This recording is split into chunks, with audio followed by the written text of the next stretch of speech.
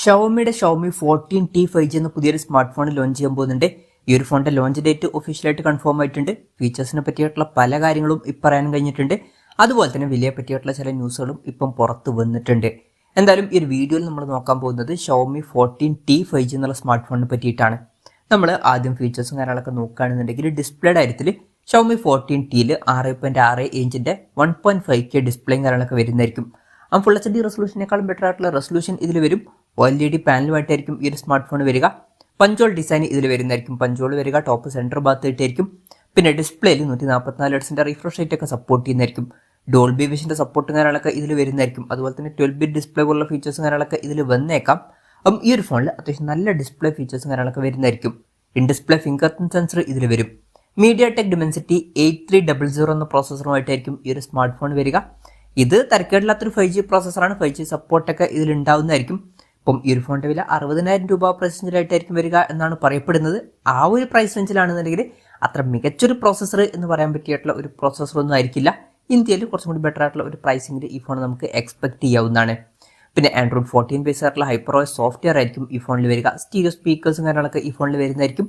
പിന്നെ ക്യാമറയുടെ കാര്യത്തിൽ ഫോണിന്റെ പിന്നിൽ ട്രിപ്പിൾ ക്യാമറ സെറ്റപ്പ് വരുന്നതായിരിക്കും. 50 mega pixel main camera sensor ആയിരിക്കും ഈ ഫോണിൽ വരിക.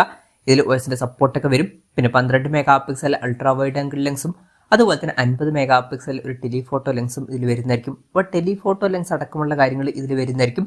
പിന്നെ ഫ്രണ്ടിൽ 32 മെഗാ പിക്സൽ സെൽഫി ക്യാമറയും വരുന്നതായിരിക്കും. അപ്പം നല്ലൊരു ഓൺ പേപ്പർ ക്യാമറ സ്പെസിഫിക്കേഷൻ ഇതിൽ വന്നേക്കാം. അപ്പം ഇത് ക്യാമറ ഫോക്കസ്ഡ് ആയിട്ടുള്ള ഒരു ഡിവൈസ് ആയിരിക്കാനാണ് സാധ്യത. ബാറ്ററിയുടെ കാര്യത്തിൽ 5000 mAh ബാറ്ററിയും കാര്യങ്ങളൊക്കെ ഇതിൽ വരുന്നതായിരിക്കും. 120 വാട്ടിന്റെ ഫാസ്റ്റ് ചാർജ് സപ്പോർട്ടും വന്നേക്കാം. അപ്പോൾ നല്ലൊരു ചാർജിങ് സ്പീഡ് ഇതിൽ വരുന്നതായിരിക്കും. പിന്നെ Type-C ചാർജിംഗ് പോർട്ടുമായിട്ടായിരിക്കും ഈ ഒരു സ്മാർട്ട് ഫോൺ വരിക. അപ്പം നല്ലൊരു ബാറ്ററി സെറ്റപ്പും കാര്യങ്ങളൊക്കെ ഈ ഫോണിൽ വരാൻ സാധ്യതയുണ്ട്. അപ്പം ഇതൊക്കെയാണ് ഫീച്ചേഴ്സിനെ പറ്റി പറയാനുള്ള കാര്യങ്ങൾ. ഇനി ലോഞ്ച് ഡേറ്റിന്റെ കാര്യം പറയുകയാണെന്നുണ്ടെങ്കിൽ സെപ്റ്റംബർ 26-നാണ് ഈ സ്മാർട്ട് ഫോൺ ലോഞ്ച് ചെയ്യാൻ പോകുന്നത്. ആ ഒരു ദിവസം ഫിലിപ്പൈൻസിലായിരിക്കും ഈ ഫോൺ ലോഞ്ച് ചെയ്യുക. ഇന്ത്യൻ മാർക്കറ്റിൽ ആ ഒരു ദിവസം ലോഞ്ച് ചെയ്യില്ല. ഇന്ത്യൻ മാർക്കറ്റിലും ഈ ഫോൺ ലോഞ്ച് ചെയ്തേക്കാം. പക്ഷേ ഇന്ത്യയിൽ ലോഞ്ച് ഡേറ്റ് ഇപ്പോൾ കൺഫേം ആയിട്ടില്ല. അതിനെ പറ്റിയിട്ടുള്ള ന്യൂസുകളൊക്കെ വരുമ്പം അതിനെ പറ്റിയിട്ടുള്ള വീഡിയോസൊക്കെ നമ്മൾ ചെയ്യുന്നതായിരിക്കും. അപ്പം അതുപോലുള്ള വീഡിയോസ് കാണാൻ താല്പര്യമുണ്ടെന്നുണ്ടെങ്കിൽ ഈ ചാനൽ സബ്സ്ക്രൈബ് ചെയ്യാവുന്നതാണ്. വിലയുടെ കാര്യം പറയുകയാണെന്നുണ്ടെങ്കിൽ യൂറോപ്യൻ പ്രൈസിങ് 649 യൂറോസ് ആയിരിക്കുമെന്നാണ് ഇപ്പോഴുള്ള റിപ്പോർട്ടിൽ പറയുന്നത്. അതായത് 60,000 രൂപ പ്രൈസ് റേഞ്ചിലായിട്ട്. ഇന്ത്യൻ മാർക്കറ്റിൽ കുറച്ചും കൂടി ബെറ്റർ ആയിട്ടുള്ള ഒരു പ്രൈസിങ് നമുക്ക് എക്സ്പെക്ട് ചെയ്യാവുന്നതാണ്. ഇന്ത്യൻ മാർക്കറ്റിൽ ഈ ഒരു ഫോൺ നമുക്ക് ഒരു 40,000-45,000 രൂപ പ്രൈസ് റേഞ്ചിലൊക്കെ ആയിട്ട് എക്സ്പെക്ട് ചെയ്യാവുന്നതാണ്. കൺഫർമേഷൻസ് ഒന്നുമില്ല, ജസ്റ്റ് നമ്മുടെ എക്സ്പെക്ടേഷൻ പറഞ്ഞു എന്നേ ഉള്ളൂ.